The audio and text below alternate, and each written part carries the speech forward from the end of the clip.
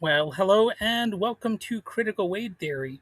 So, this is going to be what I consider a meat and potatoes style episode, where I just look at some basic facts of what happened recently politically, especially in the state of Michigan, but of course, the results here in my state do have some implications that could be applied throughout the country. And basically, AIPAC and its primary political arms, led by the so called United Democracy Project, or UDP, have deployed an unprecedented political war chest exceeding $100 million dollars in the 2026 election cycle. Their core focus has been backing pro Israel candidates, and, well, that's what they call pro Israel candidates anyway, and unseating or defeating progressive critics of Israeli military policy, and to navigate shifting voter sentiment and shield sponsored candidates from local political backlash. Campaign finance filings reveal a strategy relying on non traditional alliances, uh, to phrase it uh, conventionally, and localized shell or pop up super PACs to deploy ads before full donor disclosures are required. So that has been a key tactic that has been employed this election cycle. And we're looking at some key tactics and what has been considered one of the biggest high profile battlegrounds in Michigan. And, the attempt to basically turn the election in favor of the pro Israel candidates. So the Michigan U.S. Senate primary happened on August 2026. It's it was one of the most high stakes battleground primaries of the cycle, and progressive candidate Abdul El-Sayed defeated four-term U.S. Representative Haley Stevens for the Democratic nomination to succeed retiring Senator Gary Peters. And the spending differential, it was astronomical, really. The pro Israel super PACs and affiliated groups poured an estimated 60 plus $1 million into advertising and mailers supporting Stevens, representing AIPAC's largest single race investment to date. So I've heard conflicting figures on that. Some of them say it's actually more like 30 million. Some say it's, as high as 60 million. I've even seen some say that it's higher than 60 million that was spent. So a lot of money. So they really saw this particular competition as important. And that's why it's pretty amazing that Abdul El Sayed was able to have victory here. And the outcome, of course, was his win. Despite all that money spent against him, they just could not keep him down.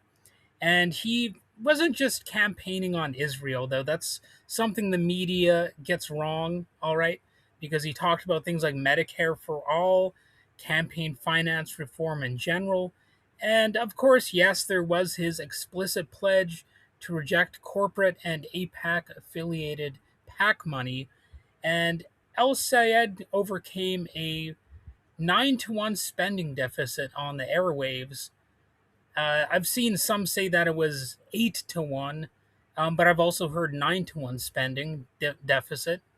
And he won 48.5% compared to 47.5%.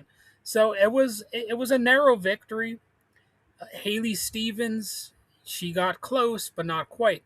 And of course, in last night's election for the governorship of Wisconsin, Francesca Hong just barely lost. She lost the primary, and she was the more progressive candidate, or however you want to look at it. She was the DSA candidate, the more openly socialistic candidate.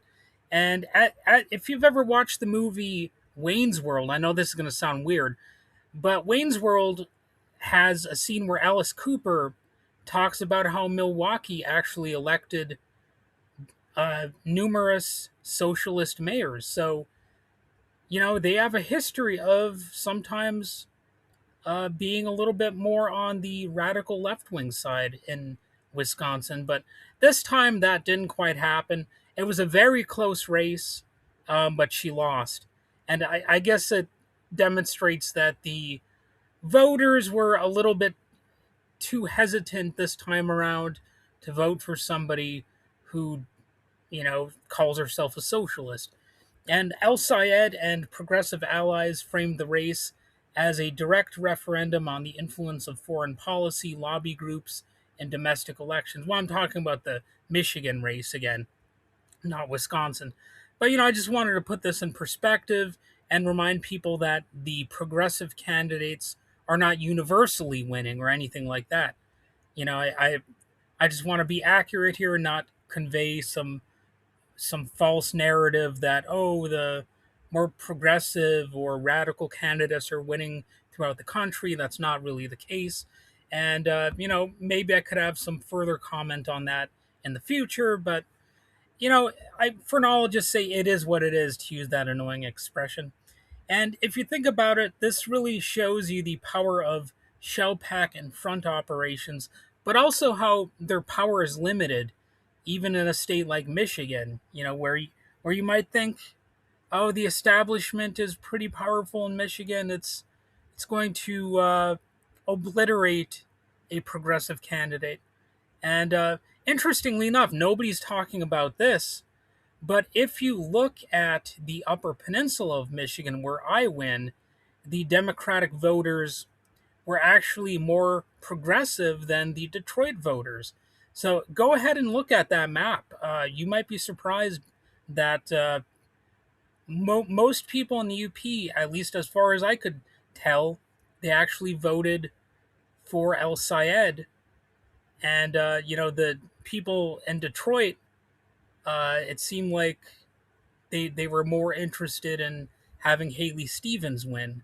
And across major urban primaries and some rural ones, probably, AIPAC backed funds have been routed through localized front organizations such as Elect Chicago Women, Affordable Chicago Now, and the Chicago Progressive Partnership in Illinois, even though they are not actually a progressive organization. In fact, AIPAC has made it quite explicit that they plan to run ads against Abdul El-Sayed. So even though these AIPAC uh, PACs are going to sometimes put up a front of being progressive, it's a false front in many ways. All right, just to be clear. So be on the lookout for that. There will be some ads that will actually pretend to be in favor of progressive values, but they're actually sometimes being used to sort of uh, mess with mess with people's minds and get them to split the vote. What they might do in some cases is what they did with Abagazale. I might have butchered her name, but anyway, she was running in Minnesota, and apparently they successfully divided the vote there, and she was not able to win in her race. And that was another lesson there, a clear example of the power of these PACs and the way that they might try to split the vote by backing uh, different candidates who have less of a chance of winning. But if they take away votes from some of the more progressive candidates, then APAC might be able to have their way, or what have you. It doesn't have to be APAC, of course. It could be any sort of PAC. And these local names allow outside groups to run broadcast ads targeting progressive candidates without immediately exposing the source of funding.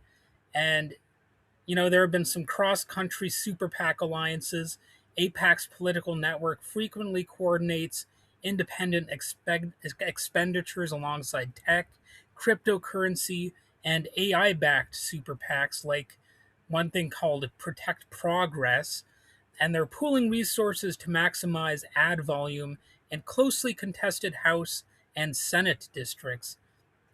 But there has been a sort of anti APAC counter strategy, and El-Sayed's victory in Michigan demonstrates it alongside similar progressive primary wins in certain House districts.